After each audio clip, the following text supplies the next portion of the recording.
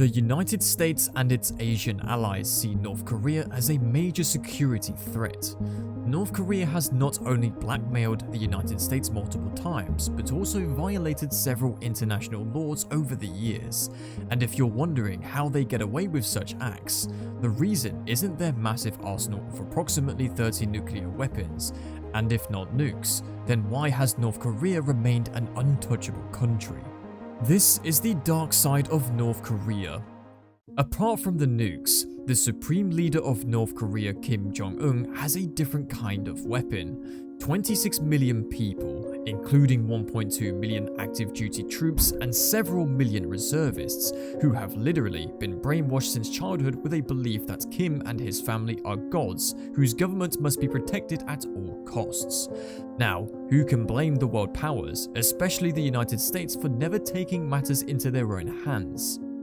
The United States had decades to neutralize a big threat like North Korea by using sanctions to debilitate their economy, attempting a coup, or even launching a full-scale invasion. But the reason for that isn't a lack of effort. North Korea's survival isn't just luck, it's a strategy they began implementing 60 years ago. And while this strategy is stealthy, it has been highly effective for them. This strategy has three parts to it, and the first one is their strong defense system. In North Korea, it's like the largest open-air prison on Earth. It is also a fortress if you try to invade it. North Korea is surrounded by mountains separated by deep, narrow valleys. They've used this geography to their advantage by building a huge underground network hidden from enemy eyes and safe from demolition. They did this cleverly in two ways. According to a 300-page document from the Pentagon regarding the North Korean military tactics, they have built what they call hardened artillery sites. These sites include airfields where jets are packed inside mountains, ready to take off at short notice, rocket systems and mortars with elevator shafts that can pop up like submarine periscopes to target anything moving through the mountains, whether by air or on the ground, without being spotted. It's similar to the hidden mountain bunkers found all over Switzerland.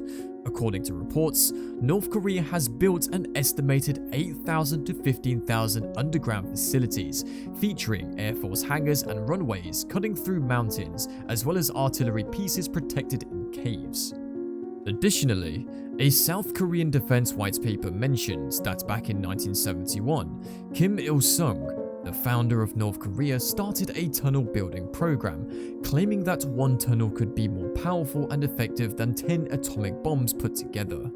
North Korea has some of the deepest and longest tunnels ever built, and proof of this can be seen in the tunnels that run through the border and end up in South Korea.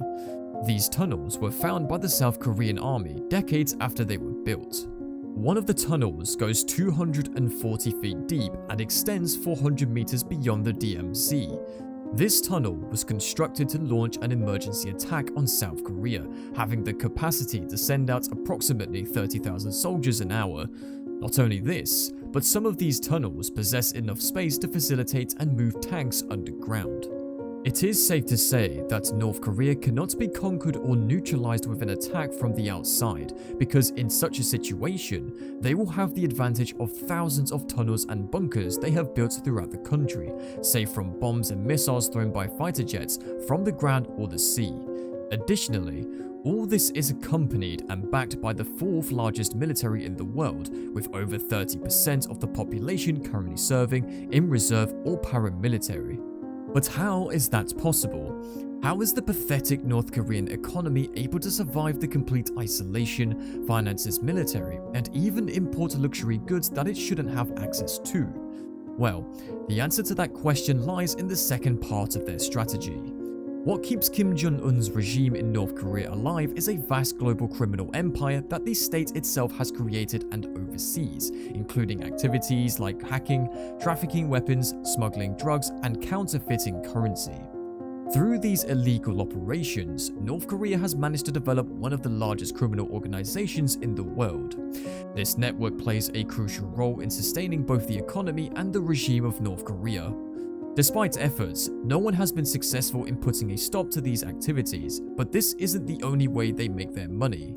The North Korean regime's only aim is to stay in power, and given their survival depends on it, leaders of the Kim family have mastered the art of negotiations. They know how to use their image to their own advantage. We see North Korea in the news every other year, and obviously not for better news. We hear the news of Kim promising to attack the US like it's never been attacked before, and when the threats and tensions are at their peak, the only way out is through negotiating. The threats are then followed by demands of ransom, typically in the form of East sanctions, and after a year or two, we see this repeat again and again and again. However, it is important to note that North Korea needs hard currency, and the efforts they put in to avoid these sanctions proves that they do have an impact, just not the desired one. Talking about sanctions and their effect brings us to the third part, the power of control. Sanctions act like a tool against an economy to isolate it. The very purpose of enforcing these sanctions upon a country is to push inflation sky high and make life harder for its citizens. This leads to people protesting and putting stress on the government to alter its course of action.